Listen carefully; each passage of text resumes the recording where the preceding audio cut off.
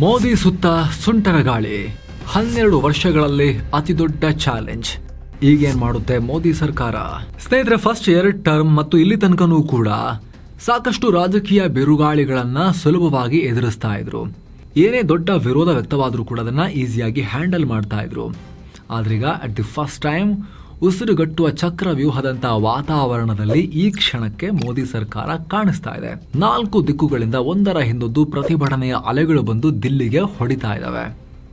ಬಹುಶಃ ನರೇಂದ್ರ ಮೋದಿ ಅವರು ಪ್ರಧಾನಿ ಆದ್ಮೇಲೆ ಅತಿ ದೊಡ್ಡ ಚಾಲೆಂಜ್ ಯಾವುದು ಹಿಂದೆ ಫೇಸ್ ಮಾಡಿದ್ದು? ಫಾರ್ಮ್ ಲಾಸ್, ಕೃಷಿ ಕಾನೂನುಗಳನ್ನು ವಿರೋಧಿಸಿ ನಡೆದ ಪ್ರತಿಭಟನೆ. ಪಂಜಾಬ್, ಹರಿಯಾಣ ಮತ್ತು ವೆಸ್ಟರ್ನ್ ಯುಪಿ ರೈತರು ಮಾಡಿದಂಥ ಪ್ರತಿಭಟನೆ. ಆವಾಗ PM ಖುದ್ದು ಟಿವಿಲಿ ಬಂದು ಅದನ್ನು ನಾವು ವಾಪಸ್ ತಗೊಳ್ತೀವಿ ಅಂತ ಹೇಳಿ ಸಮಾಧಾನ ಮಾಡಿ ಅದನ್ನು ಅಲ್ಲಿಗೆ ಮ್ಯಾನೇಜ್ ಮಾಡಿದರು. ಆದರೆ ಅದಕ್ಕೂ ಮೀರಿದ ಸುಂಟರ ಗಾಳಿ ಸೃಷ್ಟಿ ಆಗ್ತಿರೋ ಥರ ಕಾಣಿಸ್ತಾ ಇದೆ ಇವಾಗ. ಒಂದು ಕಡೆ ದಿಲ್ಲಿ ಜಿರಳೆ ದಂಗೆ, ಹರಿಯಾಣದಲ್ಲಿ ರೈತ ಹೋರಾಟ, ಅದು ಶುರುವಾಗಿ ಅಲ್ಲಿಗೆ ನಿಂತ್ಕೊಂಡಿದೆ ಸದ್ಯಕ್ಕೀಗ. ಕಾಶ್ಮೀರ ನಾಯಕರ ಧರಣಿ, ಹೀಗೆ ಒಂದರ ಹಿಂದೊಂದು ಪ್ರತಿಭಟನೆ ಎದ್ದು ಅಂತಾರಾಷ್ಟ್ರೀಯ ಮಟ್ಟದಲ್ಲಿ ದಿಲ್ಲಿಯ ಪ್ರತಿಭಟನೆಗಳು ಸುದ್ದಿಯಾಗೋಕೆ ಕಾರಣ ಆಗಿದೆ. ಸೋಷಿಯಲ್ ಮೀಡಿಯಾದಿಂದ ಪಾರ್ಲಿಮೆಂಟ್ ತನಕವೂ ನಾನಾ ರೀತಿಯಲ್ಲಿ ಹೋರಾಟ ನಡೀತಾ ಇದೆ. ಜೊತೆಗೆ ಜಿರಳೆ ಹೋರಾಟ ಸರ್ಕಾರಕ್ಕೆ ಮಾತ್ರ ಅಲ್ಲ, ಕಾಂಗ್ರೆಸ್ಗೂ ಕೂಡ ಇರುವೆ ಬಿಡ್ಕೊಳ್ಳೋ ತರ ಜಿರಳೆ ಬಿಡ್ಕೊಂಡಂಗಾಗಿದೆ. ಈಗ ಕಾಂಗ್ರೆಸ್ ಕೂಡ ಬಹಳ ಅನುಮಾನದಿಂದ ನೋಡ್ತಾ ಇದೆ ಈ ಪ್ರತಿಭಟನೆಯನ್ನ. ಯಾಕೆ? ಎಲ್ಲವನ್ನ ಡೀಟೇಲ್ ಆಗಿ ನೋಡ್ತಾ ಹೋಗೋಣ. ಕಡೆ ತನಕ ಮಿಸ್ ಮಾಡಿದೆ ನೋಡಿ ಸ್ನೇಹಿತರೆ. ಕಳೆದ 10-12 ವರ್ಷಗಳಲ್ಲಿ ವಿಪಕ್ಷಗಳಿಗೆ ಹೋರಾಟ ಮಾಡೋಕ್ಕೆ ಬರಲ್ವಾ ಅನ್ನೋ ಮಟ್ಟಿಗೆ ಅವರ ಸ್ಥಿತಿ ಇತ್ತು. ರಾಹುಲ್ ಗಾಂಧಿ ಅವ್ರ ಕೈಲಿ ಕರೆಕ್ಟ್ ಆಗಿ ಯಾವುದೇ ಒಂದು ದೊಡ್ಡ ಪ್ರತಿಭಟನೆಗೆ ಲೀಡರ್ಶಿಪ್ ಕೊಡಕ್ಕೆ ಆಗಿರಲಿಲ್ಲ. ರೈತ ಪ್ರತಿಭಟನೆ ಕೂಡ ಪಂಜಾಬ್, ಹರಿಯಾಣ, ವೆಸ್ಟರ್ನ್ ಯುಪಿಯ ರೈತರು ಮಾಡಿದ್ದಾಗಿತ್ತು. ರಾಹುಲ್ ಗಾಂಧಿ ಕೈಯಿಂದ ಖುದ್ದು ದೊಡ್ಡ ಸರ್ಕಾರವನ್ನು ಅಲುಗಾಡಿಸೋ ಮಟ್ಟದ ಪ್ರತಿಭಟನೆಯನ್ನ ಕಂಡಕ್ಟ್ ಮಾಡಕ್ ಆಗಿರಲಿಲ್ಲ. ಮೋದಿ, ಅಮಿತ್ ಶಾರನ್ನ ಅಲುಗಾಡಿಸೋ ಯಾವುದನ್ನೂ ಮಾಡೋಕ್ಕಾಗಿರಲಿಲ್ಲ.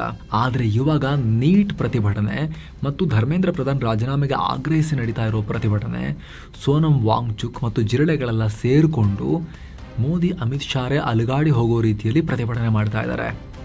ಅದನ್ನು ನೋಡಿ ರಾಹುಲ್ ಗಾಂಧಿ ಮತ್ತು ಕಾಂಗ್ರೆಸ್ನವರು ಅರೆ ನಾವು ಮಾಡಬೇಕಲ್ಲ ಅಂತ ಓಡ್ ಬಂದು PM ಮನೆ ಮುಂದೆ ಸಪರೇಟ್ ಪ್ರತಿಭಟನೆ ಮಾಡೋ ರೀತಿನೂ ಆಗಿದೆ. ಇದರಲ್ಲಿ ನೀಟ್ ವಿವಾದ ಮತ್ತು ಧರ್ಮೇಂದ್ರ ಪ್ರಧಾನ್ ರಾಜೀನಾಮೆಗೆ ಆಗ್ರಹದ ವಿಚಾರ.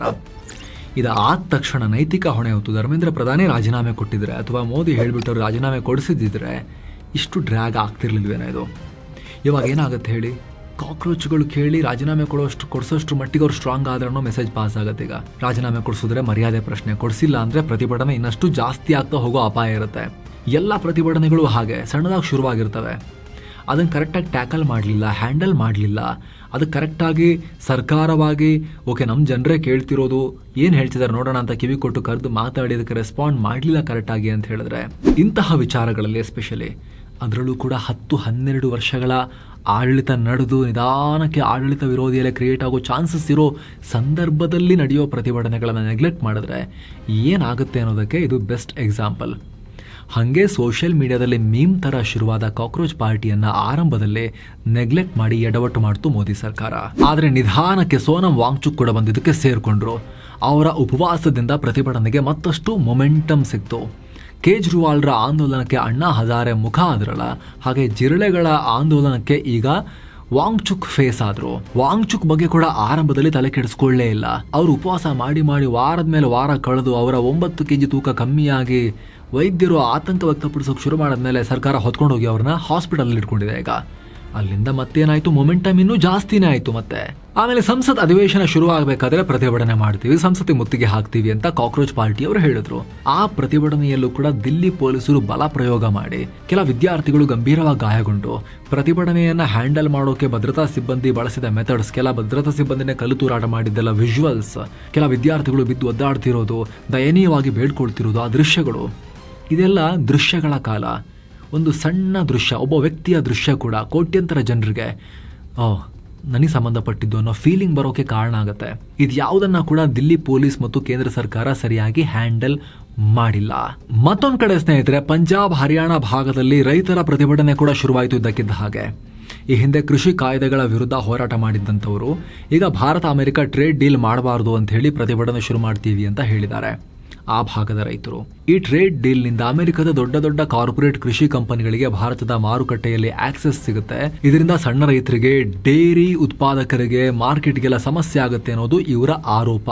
ಆದರೆ ಈ ಪ್ರತಿಭಟನೆಯನ್ನು ಕ್ವಿಕ್ ಆಗಿ ರೆಸ್ಪಾಂಡ್ ಮಾಡಿ ಹರಿಯಾಣ ಸರ್ಕಾರದ ಕೃಷಿ ಮಂತ್ರಿಯನ್ನು ಕಳಿಸಿ ಮಾತಾಡಿಸಿ ಸದ್ಯಕ್ಕೆ ನಿಲ್ಲಿಸುವಲ್ಲಿ ಕೇಂದ್ರ ಸರ್ಕಾರ ಯಶಸ್ವಿಯಾಗಿದೆ. ಅವರು ಹರಿಯಾಣದ ಕೃಷಿ ಮಂತ್ರಿ ಕೊಟ್ಟ ಆಶ್ವಾಸನೆಗಳ ಆಧಾರದ ಮೇಲೆ ಸದ್ಯಕ್ಕೆ ಕ್ಯಾನ್ಸಲ್ ಮಾಡಿ ವಾಪಸ್ ಹೋಗೋಕೆ ಒಪ್ಕೊಂಡಿದ್ದಾರೆ. ಆದರೆ ಗಮನಿಸಿ, ಇನ್ನೂ ಅಮೆರಿಕ ಮತ್ತು ಭಾರತದ ನಡುವೆ ಟ್ರೇಡ್ ಡೀಲ್ ಫೈನಲ್ ಆಗಿಲ್ಲ. ಮಾತುಕತೆ ಸ್ಟೇಜಲ್ಲೇ ಇದೆ. ಇದೇ ವರ್ಷದ ಅಂತ್ಯಕ್ಕೆ ಫೈನಲ್ ಆಗ್ಬೋದು ಅಂತ ಹೇಳ್ತಿದ್ದಾರೆ. ಅಷ್ಟರಲ್ಲೇ ಇಷ್ಟೆಲ್ಲ ಗಲಾಟೆ ಶುರುವಾಗಿದೆ. ಇದು ಮೋದಿ ಸರ್ಕಾರವನ್ನು ದೊಡ್ಡ ಪ್ರಮಾಣದಲ್ಲಿ ಇಕ್ಕಳದಲ್ಲಿ ಸಿಕ್ಕಾಕಿಸ್ಬೋದು. ಯಾಕೆ ಅಂತ ಹೇಳಿದ್ರೆ ನೋಡಿ, ಕೃಷಿ ಮಸೂದೆ ನಾವು ಅವತ್ತು ಹೇಳಿದ್ವಿ, ಇವತ್ತು ಹೇಳಿದ್ವಿ, ಕೃಷಿ ಸುಧಾರಣಾ ಮಸೂದೆಗಳು ಚೆನ್ನಾಗಿದ್ವು. ಆದರೂ ಪಂಜಾಬ್, ಹರಿಯಾಣ ಮತ್ತು ವೆಸ್ಟರ್ನ್ UPಯಲ್ಲಿ ಪಾಲಿಟಿಕ್ಸ್ ನಡೆದು ಆ ಮಸೂದೆಗಳನ್ನು ಕ್ಯಾನ್ಸಲ್ ಮಾಡೋ ರೀತಿಯಲ್ಲಿ ಆಯಿತು ಅಲ್ವಾ. ಸರ್ಕಾರದ ಕೈಲಿ ಉತ್ತಮ ಮಸೂದೆಗಳನ್ನು ಕೂಡ ಸರಿಯಾಗಿ ಜಾರಿ ಮಾಡೋಕ್ಕಾಗಲಿಲ್ಲ. ಇವಾಗ ಏನಾಗುತ್ತೆ, ಡೊನಾಲ್ಡ್ ಟ್ರಂಪ್ ಅಂತೂ ಅಲ್ಲಿ ಕುತ್ತಿಗೆ ಹಿಡ್ಕೊಂಡು ಕುತ್ಕೊಂಡಿದ್ದಾರಲ್ವಾ. ಜಗತ್ತಿನ ಹಲವು ರಾಷ್ಟ್ರಗಳದ್ದು, ಬರೀ ಭಾರತ ಮಾತ್ರ ಅಲ್ಲ. ಟ್ರೇಡ್ ಡೀಲ್ ವಿಚಾರದಲ್ಲಿ ಇಷ್ಟೆಲ್ಲ ಮಾತುಕತೆಯಾಗಿನೇ ಜಾರಿ ಆಗಬೇಕು ಅನ್ನೋ ಹಂತದಲ್ಲಿ ಇದರಲ್ಲೂ ಹೊಸ ಗಲಾಟೆ ಶುರುವಾದರೆ ಡೆಫಿನೆಟ್ಲಿ ಪಾಲಿಟಿಕ್ಸ್ ನಡೆಯುತ್ತೆ. ಇದರಲ್ಲಿ ಪಂಜಾಬ್ನಲ್ಲಿ ಚುನಾವಣೆ ಇದೆ. BJP ಹೇಗಾದರೂ ಮಾಡಿ ಪಂಜಾಬ್ನಲ್ಲಿ ಈ ಸಲ ಒಂದಷ್ಟಾದರೂ ಕೂಡ ಗೇನ್ ಮಾಡ್ಕೋಬೇಕು ಅಂತ ಲೆಕ್ಕಾಚಾರದಲ್ಲಿದೆ. ಸೇಮ್ ಟೈಮ್ UPಯಲ್ಲೂ ಕೂಡ ಕೆಲವೇ ತಿಂಗಳಲ್ಲಿ ಎಲೆಕ್ಷನ್ ಬರೋದಿದೆ. ಪಂಜಾಬ್ UPಲೆಲ್ಲ ಒಟ್ಟೊಟ್ಟಿಗೆ ಎಲೆಕ್ಷನ್ ಬರ್ತಾ ಇದೆ. BJPಗೆ UP ಇನ್ನೂ ಇಂಪಾರ್ಟೆಂಟ್. ಇಡೀ ಪಶ್ಚಿಮ UPಯಲ್ಲಿ ಈ ಜಾಟ್ ಸಮುದಾಯದ ಪ್ರಾಬಲ್ಯ ಇದೆ. ಜಾಟ್ ಸಿಖ್ ಮಾತ್ರ ಅಲ್ಲ, ಜಾಟ್ ಹಿಂದೂಸ್ ಕೂಡ ಇದ್ದಾರಲ್ಲ, ಅವರೆಲ್ಲ ಈ ವೆಸ್ಟರ್ನ್ UPಯಲ್ಲಿದ್ದಾರೆ. ಲಾಸ್ಟ್ ಟೈಮ್ ಅವರಿಗೆ ಹೆದರ್ಕೊಂಡು BJPಯವರು ಕೃಷಿ ಸುಧಾರಣಾ ಮಸೂದೆಗಳನ್ನು ವಾಪಸ್ ತಗೊಂಡಿದ್ದು. ಮೋದಿ TVಲಿ ಬಂದು ಹೇಳಿ ಕ್ಷಮೆಯಾಚನೆ ಮಾಡಿ ವಾಪಸ್ ತಗೊಂಡಿದ್ದು.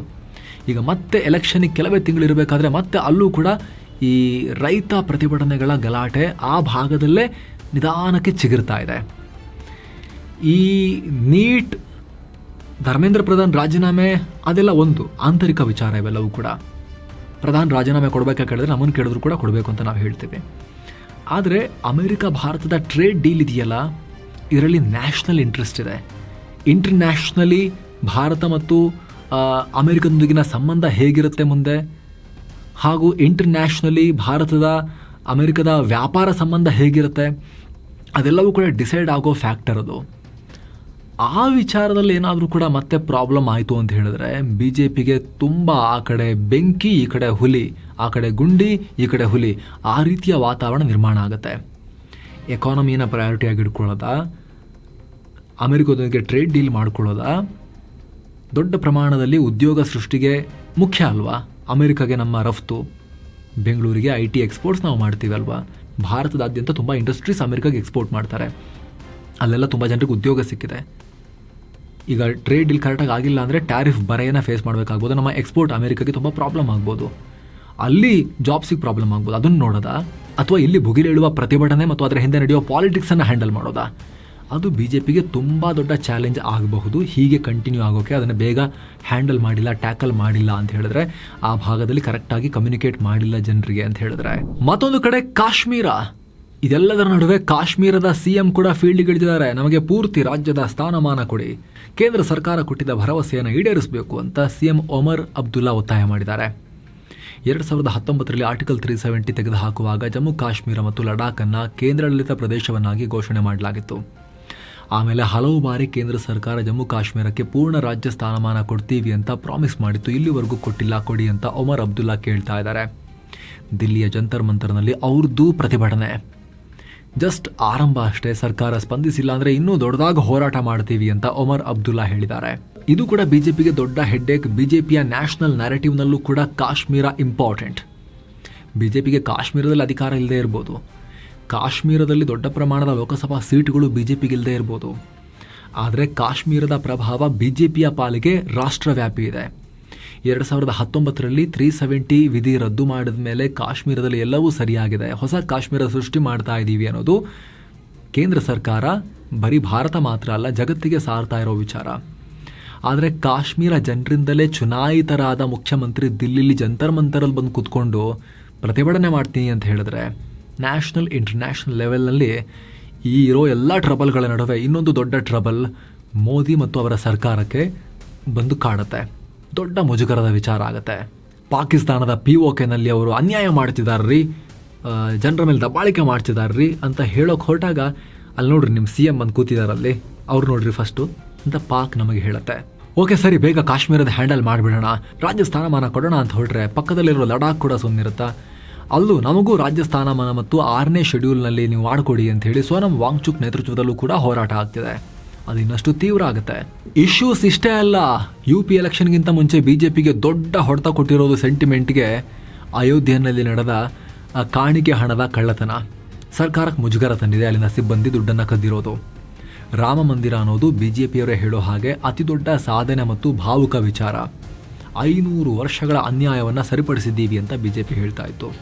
ಆದರೆ ಅಲ್ಲೇ ಕಾಣಿಕೆ ಕಳ್ಳತನ ಆಗಿರೋದು. ಅಂತ ರಾಮ ಮಂದಿರದಂಥ ಜಾಗದಲ್ಲೇ ಕಾಣಿಕೆ ದುಡ್ಡಿಗೂ ಕರೆಕ್ಟಾಗಿ ಭದ್ರತೆಯನ್ನು ಮಾಡಿರಲಿಲ್ವಾ ಅನ್ನೋ ಪ್ರಶ್ನೆ BJPಯನ್ನು ಎಲ್ಲರೂ ಕೇಳೋ ರೀತಿಯಾಗುತ್ತೆ. ದೇಶದಾದ್ಯಂತ BJP ಇಟ್ಟಿಗೆಗಳನ್ನು ಸಂಗ್ರಹ ಮಾಡಿತ್ತು ರಾಮ ಮಂದಿರ ಕಟ್ಟಕ್ಕೆ ಅಂಥೇಳಿ, ಕಾಣಿಕೆಯನ್ನು ಕೂಡ ಸಂಗ್ರಹ ಮಾಡಿತ್ತು. ಆದರೆ ಅಯೋಧ್ಯೆನಂಥ ಜಾಗದಲ್ಲೇ ಕಾಣಿಕೆ ಹಣ ಅಲ್ಲಿ ದೇವರ ಕೆಲಸಕ್ಕೆ ಬಳಕೆಯಾಗಿಲ್ಲ, ಕಳ್ಳರು ಕದ್ದಿದ್ದಾರೆ ಅಂತ ಹೇಳಿದ್ರೆ ನೆಕ್ಸ್ಟ್ ಇಡೀ ದೇಶದಲ್ಲಿ ಎಲ್ಲೇ ಆಗಲಿ ಯಾರಾದರೂ ದೇವಸ್ಥಾನದ ಹೆಸರಲ್ಲಿ ಕಾಣಿಕೆ ಸಂಗ್ರಹ ಅಂತ ಹೋದರೆ ಜನ 2 ಸಲ ಥಿಂಕ್ ಮಾಡೋ ರೀತಿ ಆಗುತ್ತೆ. ನಿಜವಾಗ್ಲೂ ಕೊಡಬೇಕಾ ದುಡ್ಡಿಲ್ಲಿ, ದೇವರ ಹೆಸರಲ್ಲಿ ನಾವೇ ಯಾರಿಗಾರು ದಾನ ಧರ್ಮ ಮಾಡೋಣವಾ ಅನ್ನೋ ರೀತಿ ಯೋಚನೆ ಮಾಡೋ ರೀತಿ ಆಗುತ್ತೆ. ಇದು BJPಗೆ ಅತಿ ದೊಡ್ಡ ಎಮೋಷ್ನಲ್ ಡ್ಯಾಮೇಜ್. ಇದು ಭಾವುಕವಾಗಿ ಸಿಕ್ಕಿರೋ ದೊಡ್ಡ ಪೆಟ್ಟು ಇದು BJP ಪಾಲಿಗೆ. ಅದ್ರ ಬಗ್ಗೆ ಮಾತಾಡೋಕ್ಕೂ ಕೂಡ ಒದ್ದಾಡ್ತಿದ್ದಾರೆ BJPಯವರು, ಹಿಂಗೆ ಮಾತಾಡೋದು ಇದ್ರ ಬಗ್ಗೆ ಅಂಥೇಳಿ. ಯಾಕಂದರೆ 2024ರ ಪಾರ್ಲಿಮೆಂಟ್ ಚುನಾವಣೆಯಲ್ಲಿ ಅಖಿಲೇಶ್ ಯಾದವ್ ಮತ್ತೆ ಸ್ವಲ್ಪ ಕಂಬ್ಯಾಕ್ ಮಾಡಿರೋ ಹಿಂಟನ್ನು ತೋರಿಸಿದ್ರು. ನಿಮಗೆ 2022ರ ವಿಧಾನಸಭಾ ಚುನಾವಣೆಯಲ್ಲಿ ಯೋಗಿ ದೊಡ್ಡ ಪ್ರಮಾಣದಲ್ಲಿ ಗೆದ್ದು ಬಂದರು ನಿಜ. ಆದರೆ 2 ವರ್ಷದಲ್ಲಿ ಪಾರ್ಲಿಮೆಂಟ್ ಚುನಾವಣೆಯಲ್ಲಿ ಏನಾಯಿತು? ಅಖಿಲೇಶ್ ಯಾದವ್ ಕಂಬ್ಯಾಕ್ ಮಾಡಿದ್ರು. 37 ಸೀಟ್ ಗೆದ್ದಿದ್ರು ಸಮಾಜವಾದಿ ಪಾರ್ಟಿಯವರು. ಅವರೊಟ್ಟಿಗೆ ಸೇರ್ಕೊಂಡಿದ್ದ ಕಾಂಗ್ರೆಸ್ 6 ಗೆದ್ದಿತ್ತು. ಟೋಟಲ್ ಕಾಂಗ್ರೆಸ್ SP ಸೇರಿ 43 ಸೀಟ್ ಗೆದ್ದಿದ್ರು. BJP 36ರಲ್ಲಿ ಮಾತ್ರ ಗೆದ್ದಿತ್ತು. 28 ಸೀಟನ್ನು BJP ಕಳ್ಕೊಂಡಿತ್ತು. ಹೀಗಾಗಿ ಮೋದಿ, ಅಮಿತ್ ಶಾ ಈ ಹೊಸ ಸ್ಟಾರ್ಮ್ ಅನ್ನ, ಬಿರುಗಾಳಿಯನ್ನ ಯಾವ ರೀತಿ ಫೇಸ್ ಮಾಡ್ತಾರೆ ಅನ್ನೋದು ಈಗಿರುವಂಥ ದೊಡ್ಡ ಪ್ರಶ್ನೆ. ಇಲ್ಲಿ ಇನ್ನೊಂದು ವೆರಿ ವೆರಿ ಇಂಟ್ರೆಸ್ಟಿಂಗ್ ಪಾಯಿಂಟ್ ಏನು ಗೊತ್ತಾ? ಕಾಂಗ್ರೆಸ್ನ ಪರಿಸ್ಥಿತಿ. ಈ ಎಲ್ಲ ಪ್ರತಿಭಟನೆಗಳಲ್ಲೂ ಮೇಲ್ನೋಟಕ್ಕೆ ಕಾಂಗ್ರೆಸ್ ಮಾತಾಡ್ತಿದೆ ಅಷ್ಟೇ, ಆದರೆ ಜಿರಳೆ ಪ್ರತಿಭಟನೆಯನ್ನು ಕಾಂಗ್ರೆಸ್ ಇಷ್ಟಪಡ್ತಾ ಇಲ್ಲ. ಇನ್ಫ್ಯಾಕ್ಟ್ ಜಿರಳೆ ಪ್ರತಿಭಟನೆಗೆ ಕಾಂಗ್ರೆಸ್ ಹೋಗ್ತಾ ಇಲ್ಲ. ಉದ್ಧವ್, ಮಮತಾ, ಆಮೇಲೆ ಶರದ್ ಪವಾರ್, ಆಮ್ ಆದ್ಮಿ ಪಾರ್ಟಿಯ ಕೇಜ್ರಿವಾಲ್ ಇವರೆಲ್ಲ ಜಂತರ್ ಮಂತರ್ನಲ್ಲಿ ಸೋನಂ ವಾಂಗ್ಚುಕ್, ಜಿರಳೆ ಇವ್ರು ನಡೆಸ್ತಿರೋ ಪ್ರತಿಭಟನೆಗೆ ಬೆಂಬಲ ಕೊಟ್ಟು ಅಲ್ಲಿ ಹೋದರೆ, ಕಾಂಗ್ರೆಸ್ ಪ್ರತ್ಯೇಕವಾಗಿ PM ಮನೆ ಮುಂದೆ ಸಪರೇಟ್ ಪ್ರತಿಭಟನೆಯನ್ನು ಮಾಡಿರೋದು. ಅಲ್ಲಿಗೆ ಅವ್ರು ಹೋಗ್ತಿಲ್ಲ. ಅಷ್ಟು ಮಾತ್ರ ಅಲ್ಲ, ಜಿರಳೆ ಪ್ರತಿಭಟನೆಯನ್ನು ಮಾಡಿಸ್ತಿರೋದೇ ಸರ್ಕಾರ ಅಂತ ಖುದ್ದು ಕಾಂಗ್ರೆಸ್ ಅಧ್ಯಕ್ಷ ಮಲ್ಲಿಕಾರ್ಜುನ ಖರ್ಗೆ ಹೇಳಿದ್ದಾರೆ. ಅವರ ಸ್ಟೇಟ್ಮೆಂಟ್ ನೋಡಿ, ಯಥಾವತ್ತು ಹೇಳ್ತೀವಿ. ಈ ಜಿರಳೆ ಪ್ರತಿಭಟನೆ ಇದೊಂಥರ ಅರಾಜಕತೆ ಸೃಷ್ಟಿ ಮಾಡೋಕೆ ಕೇಂದ್ರ ಸರ್ಕಾರವೇ ಮಾಡ್ತಿರೋದು. ಇದ್ರ ಹಿಂದೆ ಯಾವುದೇ ಜನಸಾಮಾನ್ಯರಿಲ್ಲ, ವಿದ್ಯಾರ್ಥಿಗಳಿಲ್ಲ, ನಿರುದ್ಯೋಗಿ ಯುವಕರೂ ಇಲ್ಲ, ವಿಪಕ್ಷ ನಾಯಕರುಗಳು ಕೂಡ ಇಲ್ಲ. ಇದೆಲ್ಲ ಸರ್ಕಾರವೇ ಮಾಡಿಸ್ತಿರೋದು, BJPಯ ಕುತಂತ್ರ ಅಂತ ಹೇಳಿದ್ದಾರೆ ಕಾಕ್ರೋಚ್ ಪ್ರತಿಭಟನೆಗೆ ಮಲ್ಲಿಕಾರ್ಜುನ ಖರ್ಗೆ ಅವರು. ಇದರ ಅರ್ಥ ಏನು? ಕಾಂಗ್ರೆಸ್ಗೆ ಗಲಿಬಿಲಿಯಾಗಿದೆ, ಏನು ಮಾಡೋದು ಅಂಥೇಳಿ. ಯಾಕಂದರೆ ಆರಂಭದಲ್ಲಿ ಹೇಳಿದ್ವಿ, ಕಳೆದ 12 ವರ್ಷಗಳಲ್ಲಿ ಮೋದಿ, ಅಮಿತ್ ಶಾ ಸರ್ಕಾರ ನಡುಗೋ ರೀತಿಯಲ್ಲಿ ಒಂದು ಪ್ರತಿಭಟನೆ ಮಾಡೋಕ್ಕೂ ಕೂಡ ರಾಹುಲ್ ಗಾಂಧಿ ಕೈಲಾಗಿರಲಿಲ್ಲ ಅಂತ. ಈಗ ಈ CJP, ಯಾರು ಅಭಿಜಿತ್ ದೀಪ್ಗೆ, ಸೋನಂ ವಾಂಗ್ಚುಕ್, ಲಡಾಖ್ನವರು ಇವರೆಲ್ಲ ಆದಾಗ ಇಷ್ಟೊಂದೆಲ್ಲ ಗಲಾಟೆ ಆಗೋದು ನೋಡಿ ರಾಹುಲ್ ಗಾಂಧಿ ಆ್ಯಂಡ್ ಕಾಂಗ್ರೆಸ್ಸಿಗೆ ಫುಲ್ ಕನ್ಫ್ಯೂಷನ್ ಮತ್ತು ಗಾಬರಿ ಆಗಿದೆ. ಅರೆ ನಮ್ಮ ಕತೆ ಏನು? ಇನ್ನೊಂದು ಅಂಗಡಿ ಓಪನ್ ಆದರೆ ನಮಗೆ ಇಲ್ಲಿಂದ ನೆಕ್ಸ್ಟ್ ಕತೆ ಅನ್ನೋ ಲೆಕ್ಕಾಚಾರದಲ್ಲಿ ಥಿಂಕ್ ಮಾಡೋಕೆ ಶುರು ಮಾಡಿದ್ದಾರೆ. ಆ್ಯಂಟಿ ಗೌರ್ಮೆಂಟ್, ಆ್ಯಂಟಿ BJP ಸೆಂಟಿಮೆಂಟ್ ಈ ರೀತಿ ಡಿವೈಡ್ ಆಗಿಬಿಟ್ರೆ ಅದ್ರ ಲಾಭ ನಮ್ಮ ಕಡೆಗೆ, ಮುಖ್ಯ ಅಪೋಸಿಷನ್ ಪಾರ್ಟಿ ಕಡೆಗೆ ಬಂದಿಲ್ಲ ಅಂದರೆ ಹರಿದು ಹಂಚು ಹೋಗಿ ಹೊಸ ಪಾರ್ಟಿಗಳೆಲ್ಲ ಹುಡ್ಕೊಂಡ್ಬಿಟ್ರೆ ಮುಂದೇನು? ಇನ್ನೊಂದು ಕೇಜ್ರಿವಾಲ್, ಇನ್ನೊಂದು ಆಮ್ ಆದ್ಮಿ ಪಾರ್ಟಿ ಹುಡ್ಕೊಂಡ್ರೆ ಡ್ಯಾಮೇಜ್ ಯಾರಿಗೆ ಅನ್ನೋ ಅನಾಲಿಸಿಸ್ ಕಾಂಗ್ರೆಸ್ ಪಾರ್ಟಿ ಒಳಗಡೆ ಶುರುವಾಗಿದೆ. ಅದರ ಪರಿಣಾಮವೇ ಖರ್ಗೆ ಅವರ ಹೇಳಿಕೆ. ಈ ಜಿರಳೆ ಪ್ರೊಟೆಸ್ಟ್ ಎಲ್ಲ BJP ಸ್ಪಾನ್ಸರ್ಡ್ ಅನ್ನೋ ಹೇಳಿಕೆ, ಕಾಂಗ್ರೆಸ್ನ ರಾಷ್ಟ್ರೀಯ ಅಧ್ಯಕ್ಷರು ಕೊಟ್ಟಿರೋ ಸ್ಟೇಟ್ಮೆಂಟ್. ಈ ಬಗ್ಗೆ ನಿಮ್ಮ ಒಪಿನಿಯನ್ ಏನು ಸ್ನೇಹಿತರೆ? ಮಿಸ್ ಮಾಡದೆ ಕಾಮೆಂಟ್ ಮಾಡಿ ತಿಳಿಸಿ. ಈ ಕಾಕ್ರೋಚ್ ಪ್ರತಿಭಟನೆ ಆರ್ಗ್ಯಾನಿಕ್ ಆಗಿ ಆಗ್ತಿರೋದಾ, ಅಥವಾ ಮಲ್ಲಿಕಾರ್ಜುನ ಖರ್ಗೆ ಅವರು ಹೇಳಿದ ಹಾಗೆ BJPಯವರು ಆರ್ಗನೈಸ್ ಮಾಡಿರೋದಾ, ಅಥವಾ ಇದರ ರಿಯಲ್ ಬೆನಿಫಿಷಿಯರಿ ಯಾರಾಗ್ತಾರೆ? ದೇಶದ ವಿದ್ಯಾರ್ಥಿಗಳ, ಕಾಕ್ರೋಚ್ ಪಾರ್ಟಿನ, ಅಥವಾ ಕಾಂಗ್ರೆಸ್ ಪಾರ್ಟಿ ಕತೆ ಏನಾಗುತ್ತೆ? ಮಲ್ಲಿಕಾರ್ಜುನ ಖರ್ಗೆ ಅವರು ಹೇಳಿರೋ ಹಾಗೆ BJPನೇ ಮಾಡಿಸ್ತಿರೋದು ಅಂತ ಆದರೆ ಉದ್ದೇಶ ಏನು? ಬ್ಯಾಕ್ ಟು ಬ್ಯಾಕ್ ಬಿಗ್ ಬಿಲ್ಗಳನ್ನು ರೆಡಿ ಮಾಡಿಕೊಂಡಿದ್ದಾರಲ್ಲ ಈ ಸಲ ಮಾನ್ಸೂನ್ ಸೆಷನ್ನಲ್ಲಿ ಮಂಡಿಸಿ ಪಾಸ್ ಮಾಡ್ಕೊಳ್ಳೋಕ್ಕೆ. ಆವಾಗ ಎಲ್ಲ ಚರ್ಚೆ ಅದ್ರ ಮೇಲೆ ನಡೆಯುತ್ತೆ. ದೇಶದಲ್ಲಿ ಖಾಲಿ ಇತ್ತು, ಏನೂ ಇಶ್ಯೂ ಇಲ್ಲ ಅಂತ ಹೇಳಿದ್ರೆ. ಈಗ ಇಷ್ಟೆಲ್ಲ ಇಶ್ಯೂ ಕ್ರಿಯೇಟ್ ಆಗಿದೆ ಹೊರಗಡೆ. ಈ ಗದ್ದಲದ ನಡುವೆ ಪಟಪಟ ಅಂತ ಮಂಡಿಸಿ ಪಾಸ್ ಮಾಡ್ಕೊಂಡ್ಬಿಟ್ರೆ ಚರ್ಚೆ ಈ ಗಲಾಟೆ ಬಗ್ಗೆ, ಪ್ರತಿಭಟನೆ ಬಗ್ಗೆ ಮಾಡೋದಾ, ಆ ಬಿಲ್ಗಳ ಬಗ್ಗೆ ಮಾಡೋದಾ? ಆ ಲೆಕ್ಕಾಚಾರದಲ್ಲಿ ಏನಾದರೂ ಕೂಡ ಅಟೆನ್ಷನ್ ಡೈವರ್ಟ್ ಟ್ಯಾಕ್ಟಿಕ್ಸ್ ಆಯಿತು. ಈ ರೀತಿ ನಾನಾ ಆ್ಯಂಗಲ್ನಲ್ಲಿ ಇದನ್ನು ನೋಡ್ಬೋದು. ನಿಮ್ಮ ಒಪಿನಿಯನ್ ಏನು ಮಿಸ್ ಇಲ್ಲದೆ ಕಾಮೆಂಟ್ ಮಾಡಿ ತಿಳಿಸಿ ಸ್ನೇಹಿತರೆ. ಹಾಗೆ ಸ್ನೇಹಿತರೆ, ವಿಡಿಯೋ ಕೆಳಗಿರೋ ಜಾಯಿನ್ ಬಟನ್ ಮೂಲಕ ಆಸಕ್ತ ವೀಕ್ಷಕರು ನಮ್ಮ ಚಾನಲ್ಗೆ ಮೆಂಬರ್ಸ್ ಆಗಿ ಜಾಯಿನ್ ಆಗ್ಬೋದು. ಆಗ ಎಲ್ಲ ಮೆಂಬರ್ ಓನ್ಲಿ ಎಕ್ಸ್ಕ್ಲೂಸಿವ್ ವೀಡಿಯೋಸನ್ನು ನೀವು ಕೂಡ ನೋಡೋಕೆ ಶುರು ಮಾಡ್ಬೋದು. ಎಲ್ಲಕ್ಕಿಂತ ಹೆಚ್ಚಾಗಿ ನಿಮ್ಮ ಒಂದೊಂದು ಮೆಂಬರ್ಶಿಪ್ ಕೂಡ ನಮ್ಮ ಚಾನಲ್ಗೆ ನೀವು ಕೂಡ ಅತಿ ದೊಡ್ಡ ಬೆಂಬಲ. ಆಸಕ್ತ ವೀಕ್ಷಕರು ವಿಡಿಯೋ ಕೆಳಗಿರೋ ಜಾಯಿನ್ ಬಟನ್ ಮೇಲೆ ಮೊದಲು ಕ್ಲಿಕ್ ಮಾಡಿ, ಆನಂತರ ನಾವು ಆಲ್ರೆಡಿ ಪಬ್ಲಿಷ್ ಮಾಡಿರೋ ನೂರಾರು ಮೆಂಬರ್ ಓನ್ಲಿ ವೀಡಿಯೋಸನ್ನು ಹೀಗೆ ಸ್ಕ್ರಾಲ್ ಮಾಡಿ ನೋಡ್ಬೋದು. ನೀವು ಯಾವ ತರಹದ ವೀಡಿಯೋಸಲ್ಲಿ ಬರ್ತಿವೆ ಅಂಥೇಳಿ ಮೆಂಬರ್ಗಳಿಗೆ ಮಾತ್ರ. ಅದು ಯೂಸ್ಫುಲ್ ಅಂತ ಅನಿಸಿದ್ರೆ ಮಾತ್ರ ನೀವು ಆಮೇಲೆ ಜಾಯ್ನ್ ಆಗೋದ್ರ ಬಗ್ಗೆ ಡಿಸೈಡ್ ಮಾಡಿ ಸ್ನೇಹಿತರೆ. ಆಸಕ್ತರು ಮಿಸ್ ಇಲ್ಲ ಜಾಯಿನ್ ಬಟನ್ ಚೆಕ್ ಮಾಡಿ ಮತ್ತೆ ಭೇಟಿ ಆಗ್ತಿರೋಣ ಸ್ನೇಹಿತರೆ. ನಮಸ್ಕಾರ.